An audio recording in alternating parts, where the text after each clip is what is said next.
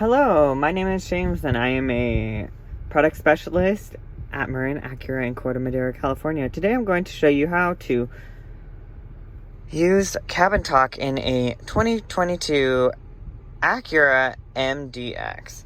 So with the touchpad, I'm just going to swipe over to cabin talk, click on it. I'm going to click on cabin talk and then turn the volume up.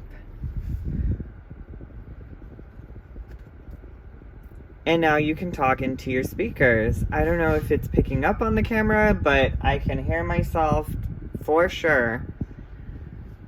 Just make sure that volume is up so the back passengers can hear you.